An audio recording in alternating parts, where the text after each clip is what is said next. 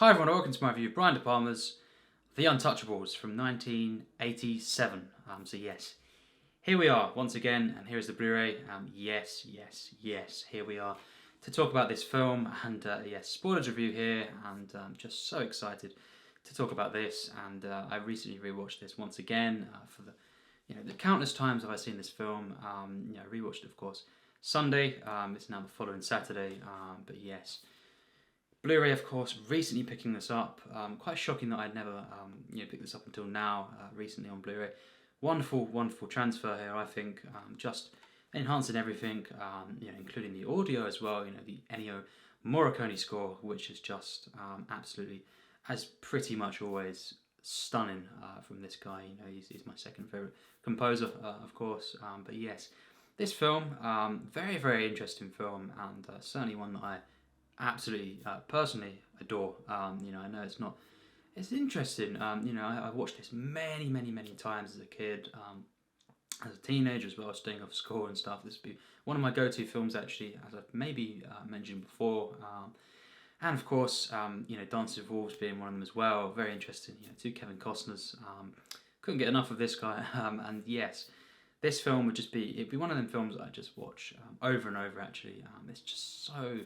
There's something about it. Well, so many things about this film, and yes, realizing later on that maybe it's not, as loved as I thought it would be. Actually, it's not. Maybe it just, I don't know.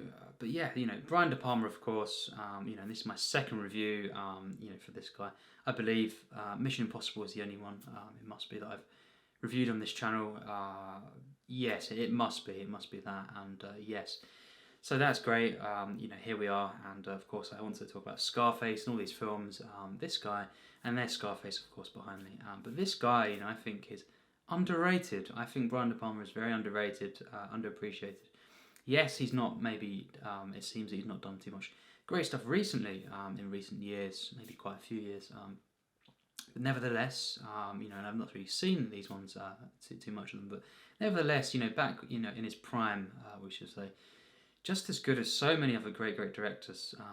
He was an absolute master in my opinion, and just the 80s, just wow, for him. Scarface being my personal absolute favourite from him, and that film is extremely high. My favourites just in general. I mean, extremely high. I think that is the greatest. But this one is certainly one of his masterpieces for me, and I think I've seen Blowout recently as well this year, and that's great stuff. Wonderful film.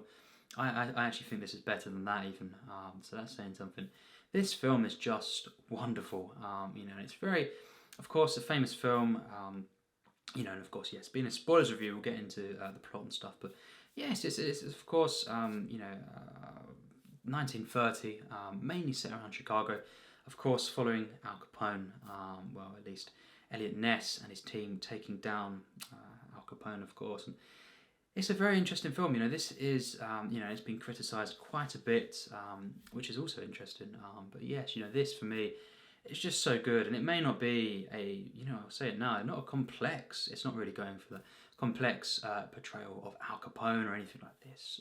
Of course, you have the one and only, for me, the greatest actor ever, Rob De Niro, playing Al Capone.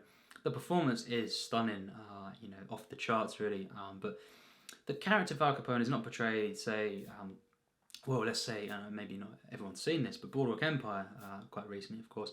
Stephen Graham portraying Al Capone in that, and they've done a very different thing here, and it's just a case of there is different takes on this, and this film is not going for a complex kind of revealing things about his family life and all this. It's just kind of using Al Capone as the way, this is a kind of the agents taking him down. It's kind of portraying this time period, kind of, you could just say a simple, a straightforward good versus evil kind of thing. But yes, I don't think that's a criticism. I just think it's what this film was happens to be going for, what Brian De Palma was doing. It's not as if he couldn't have done this sort of thing, because Scarface is, of course, as we know, from the perspective of these criminals. There's no question about that. But yeah, this is a different film. It's kind of these agents, of course, Elliot Ness. Everyone's heard of Elliot Ness, and of course, Basically, yes, played by Kevin Costner, one of my favourite actors. Doesn't get much more warm and just comforting to what than to watch a Kevin Costner film. Certainly when he's back, at his heights.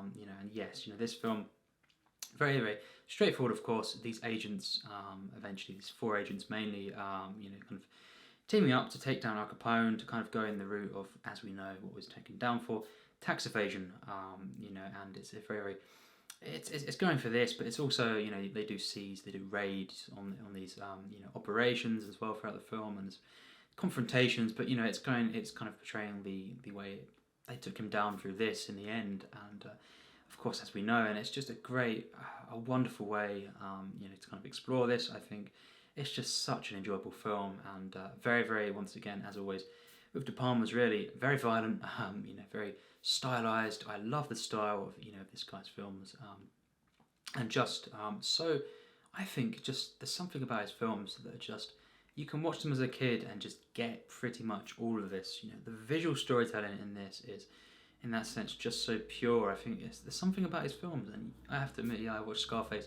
at the age of 10, and I loved it, of course.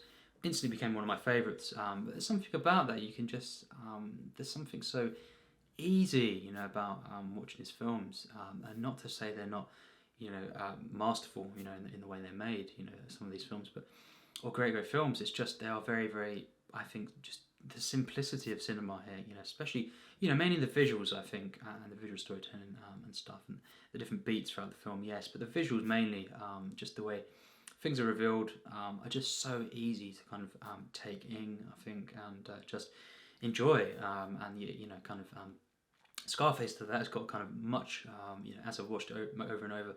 As I've gotten older, it's become even more tragic and layered, and that's just got even better for me, in terms of my love for that. And this one, there is a lot of humanity to this film. That's what I'll say. It's not a complex kind of film in many regards, but it is very very human, and just, I think, for what it's going for, I don't really find any flaws with this film at all. I absolutely adore it, from start to finish.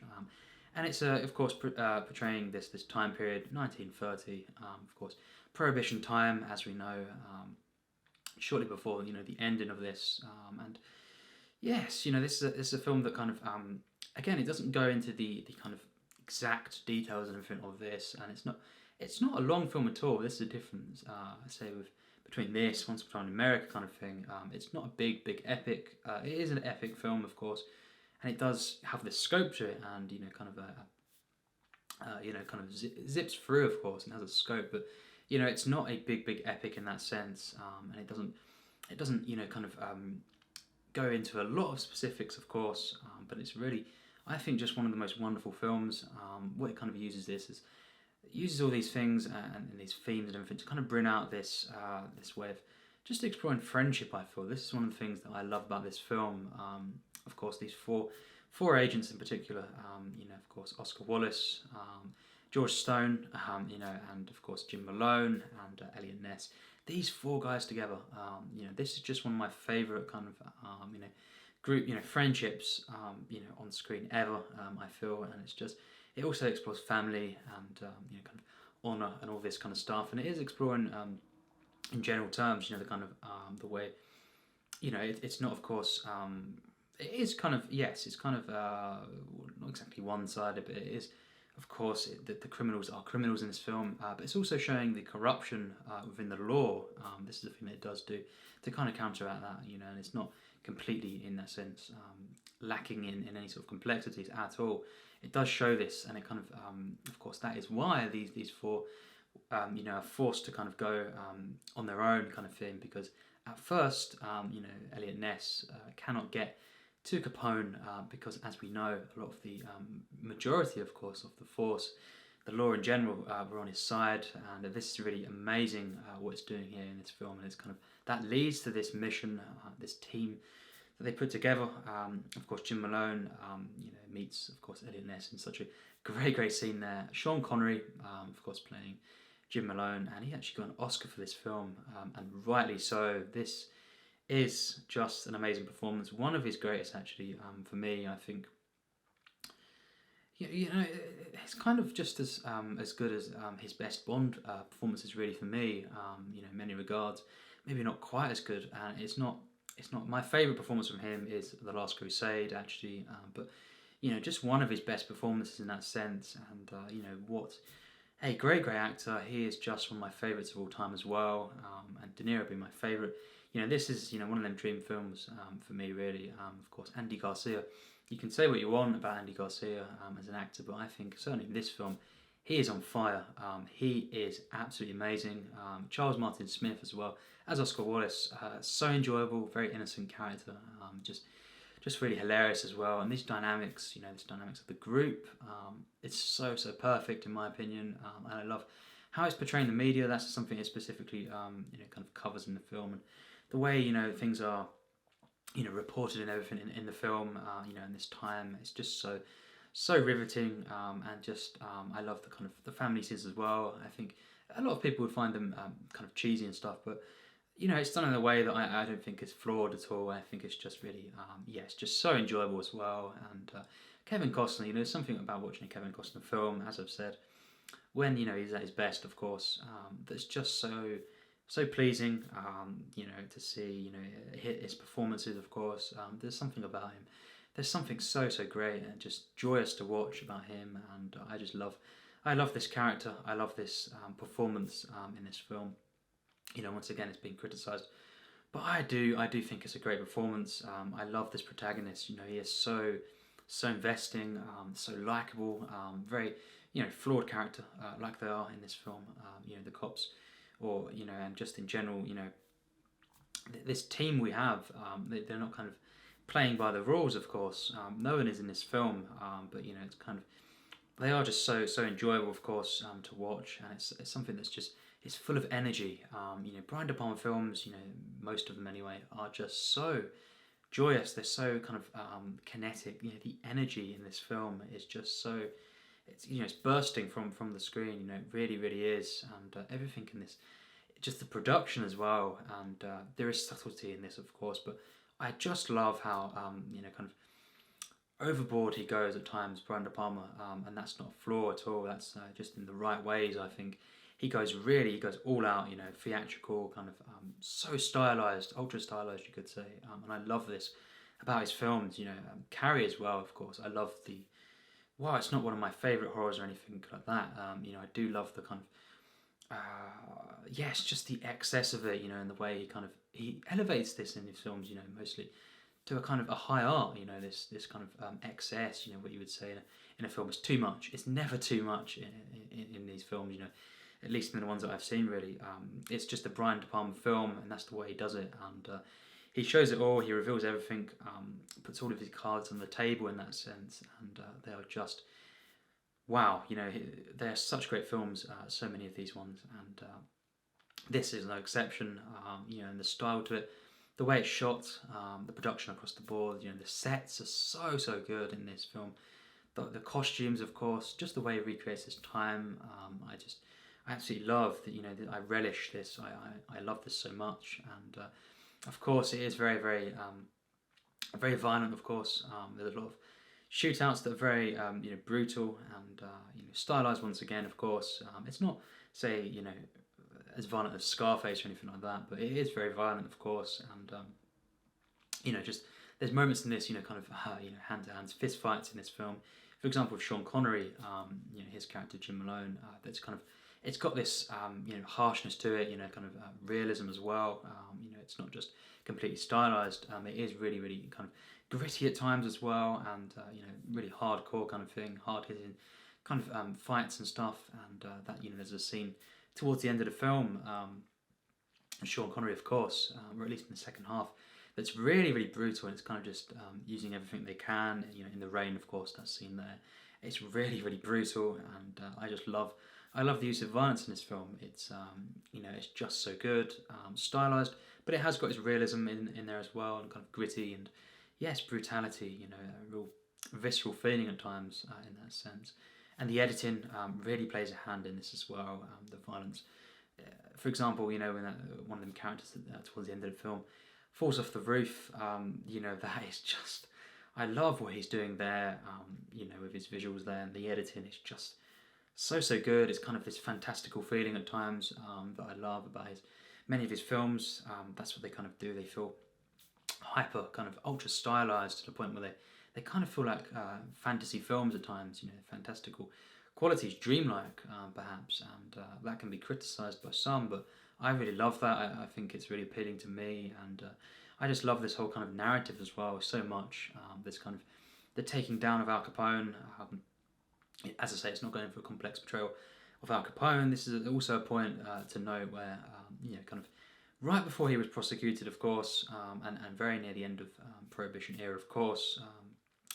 This is something where it's not going for a more complex portrayal, and by that point, he had gone, really far, of course, as we know, and of course, he had took part by that point, in many killings, of course, these massacres, and he was very much in complete control. Basically, all of Chicago, of course, at this point, he controlled, and it's something where you can, of course, see every motivation in the film from these guys, these agents, of course, and it's something where it doesn't necessarily need to be in this instance, a kind of complex and showing both sides kind of thing, but it is revealing the corruption among the law as well. So it is also kind of revealing that, and I love that as well about the film. But this whole kind of narrative is just so investing. I love this so much, and The Untouchables is surely absolutely one of my favourite films of all time. And really the thing I love most about this film, I have to say, is these characters, as is very clear here. These characters, these four agents, of course, these four friends. It's just so enjoyable to see them all together, and I think what's key here is how they're introduced. Of course, George in particular, I love this introduction. It's one of my favourites really in all of cinema, actually. Andy Garcia, of course, just perfecting this role, I think. Really underrated actor at times. He is so good in this film, and Sean Connery, of course, just perfect as always. He is so good in this film, and yes, just his introduction is so memorable. Oscar as well. The character very memorable as well. But just the way when they team up together quite early on, of course. It's just so satisfying, I think. And you've got these wonderful scenes when they're celebrating and just kind of discussing things. The dialogue in this film is so good. I love the script. I think just the warmth of this friendship, and it's such a kind of it's just a wholly kind of enjoyable and pleasing kind of first hour, really, you could say. Then things really take a dark turn. There's a lot of tragedy in this film, of course. Sean Connery, his character Jim Malone, dies in this film, and that moment is one of the saddest in cinema for me. It's just one of the kind of the deaths that really gets me every time. And of course Oscar as well. Very sad there, but Jim Malone, wow, his presence throughout the film, up until this point, later on in the film, is so kind of, he is so missed, of course, when he leaves the film. And Elliot Ness, of course, does not respond, well at all, and he is hell bent, bringing down Al Capone, and he goes so far. It's about determination as well, just in general, and yes, just this death in particular that really has a kind of effect, and it's kind of a defining moment in the film. And from then on, it's really, there's a massive set pieces at the end of the film. The chase scenes, of course, on the rooftops, some of the most thrilling chase scenes that I've ever witnessed. Absolutely amazing, of course. The obvious influence on De Palma, is Alfred Hitchcock, and I think I love how he brings this as well, kind of to his work. Also, of course, adding his own thing to it, and it's very different, of course, and more violent in different ways as well, obviously. But yes, I love the Hitchcock kind of esque style that he has, in this film, and the way the chase scenes, very similar, of course, to various Hitchcock moments. It's just a real purity to this, I think. The way he shoots, he edits this, and the tension. That's the key thing as well within the action. These big set pieces, the use of music, Ennio Morricone, of course, absolutely giving one of his best scores for me, and you know, so many, of course. Not like kind of top 10 or anything like that, but one of his best scores in my opinion. Just so good. The chase scenes, the way that the music is used in them moments, is just perfect. And then of course, the horseback scenes, for example, earlier on, and you know, the scenes on the bridge, you know, victorious, you know, all these moments in the score. The track there is so good. You know, it's just this overwhelming, epic, you know, score at times, and it was one that it kind of it had so much to the film, and it does. It also kind of captures the time as well, you know, of this wonderfully, you know, the family scenes, the score with them, you know, with these scenes with the family, of course. It's just perfectly suited. You know, every single moment in this score is just so perfect, and it's used so well, and it's just really such an emotional film. You know, this one it's a kind of overwhelmingly, you know, kind of energetic film, so enjoyable for me. You know, so compelling as well. What it's doing with, you know, these real life events, of course, as well. You know, but it's just it's such a kind of you know, a real comfort watch for me, and yes, just it's always been one of my favourites, as I've said, and certainly not far off my top 100 really. That's how much I love the film, and yes, just everything in this is just, in my opinion, flawless. As I say, it's not a massive epic in many regards, and it's not, you know, kind of a fully complex, you know, portrayal of, say, Al Capone. It's not going for that, but it is, for me and what it's trying to achieve here, a masterpiece, in my opinion. And you know, I just think this is just, yes, it's just so enjoyable. It's unbelievable, this film. Wow, the team up, as I've said, the kind of course, the hero versus villain, you know, in this film, Kevin Costner, Robert De Niro, the chemistry there, and the scenes. Well, they don't share, you know, kind of too much, kind of, you know, screen time together, which is quite, actually works in its favour, of course. Doesn't need to. You know, when they do kind of appear and they do have arguments and stuff, conflict in the film, it's so amazing. It's just so satisfying. You know, the kind of outbursts, of course, and particularly as well, you know, Al Capone in this film, you know, we must say, you know, it just, I think De Niro really gives a masterful performance. You know, I know it's been very much criticised, actually, this one. He's not, you know, it's not one of his, you know, kind of loved performances, really, you know, by a lot of people. I personally, yes, I don't think it's one of his, you know, very best, but I think it's one of them performances for me that is just stunning. He really just, you know, of course, as always, doing so much research into this character, you know, this individual. But yes, I think for what he's going for in this one, really just pulling it off so well, and you know, what a villain, certainly so memorable, of course. The introduction, of course, as well, of Al Capone in the film, it's key. You know, these are big moments in cinema for me. Great scenes. Just how you write a film, in my opinion, as well, and how you kind of stage different scenes, and just great big, you know, big performances at times, and great performances, in my opinion.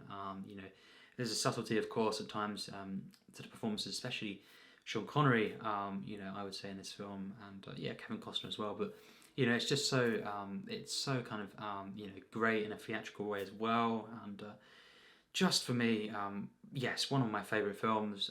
I just love everything about this, of course, personally, and it's not for everyone, of course. Not everyone responds to this one, and they think it's too kind of straightforward, and all this kind of stuff. But I think it is one of my favourite films, and yes, it gets an extremely high rating, 100% plus. Tier 2, yes, and I think it's very close to that Tier 1 mark, actually, for me, because it's so enjoyable for me. You know, I love every moment. You know, these big epic, you know, shiver-worthy moments, in my opinion. You know, these, wow, just grand kind of majestic moments, overwhelmingly kind of joyous moments in the film. There's also tragedy, great tragedy in the film, and I think a wonderfully kind of a clear narrative. You know, it's not a fully, you know, kind of complex narrative in that sense, but still, you know, for what it's trying to be, I think the narrative is just so effective, and I think it's just really a wonderful film. You know, it explores this theme of friendship wonderfully, determination. It's good versus evil. On the surface, but it's really it's also exploring kind of the corruption within the law, and this time, and how basically everyone was on Al Capone's side, as we know, or at least I guess a lot of people do know. This is such an interesting period. Just always been interested in this, and this is technically another gangster film, of course, not necessarily kind of showing loads and loads of these gangsters from their perspective or anything, but it's just one that I think portrays this wonderfully in a kind of a real, theatrical, kind of cinematic, big way, I think, and it's just so good. It's so enjoyable, and this kind of the warmth of this film, the heart, and the kind of celebration, of these mainly these four characters here, and their friendship, of course, and them trying to kind of of course, take down Al Capone, bring justice about, and just a wonderful film, in my opinion. The score, of course, as I've said, is epic. It's kind of sad, of course, as tragedy in that. There's great feeling within the score, and the violence, of course. A very violent film. As always, reading De Palma films, but it's kind of got this style to it, and this theatricality that I love as well. And it's just, it's a hilarious film as well. So many moments in this film, especially involving Sean Connery, actually, just always brings this kind of charm to his films. And of course, this film is just, it's one, of course, is very tragic. But Sean Connery's character in particular brings a lot of comedy to this, and it's just quite hilarious at times. And there is some really, there's some kind of corny moments, of course, that I love. I do love this in cinema when it's done in this way. I do love it. And for example, when they're running, all four of them run down the road, but not really any apparent reason. They didn't have to run, but they ran. They did do this, of course, and it just kind of adds an enjoyability at that moment. It's a strange moment. It's kind of very cheesy, perhaps, but it's just great. In my opinion, I love this, and this film ticks all the boxes for me. Really, an absolute masterpiece. The way it's shot, edited, the music, of course, the time period, the way it's brought out, the sets, of course, the way it plays on these historical moments, of course, these individuals, and just does it in such an enjoyable way. It's not something that completely delves into this, in such a complex way, perhaps, that other things that may be done, but I don't think it needs to. It's just, for what it's going for, it really is just a masterpiece. It is great scene after great scene, and it's a masterpiece in my opinion. I love it, personally. I think it's just such an enjoyable film, joyous film, tragic as well at times, very emotional, full of meaning, and just, yes, one of my favourites, one of my personal picks that I can say I would take it over a lot of films, personally. I think it's underrated, personally. I think it's underappreciated, but yes, everyone, of course, will have their own opinions, and let's hear them, of course, in the comments section. If you've seen this film, of course, tell me what you think of the film, and of course, yes, I recommend it if you've not seen it. Just a wonderful, epic, just full of energy, kind of, and of course, emotion, kind of film here. It's a wonderful film, and yes, some of my favourite actors, of course, in this film as well. Brian De Palma, just a master here, and one of his very best films that I've seen. Absolutely, no doubt. His best being Scarface, but The Untouchables, of course, is just a masterpiece for me, and another one of my favourite films of all time. So yes, as always, thanks for watching my review.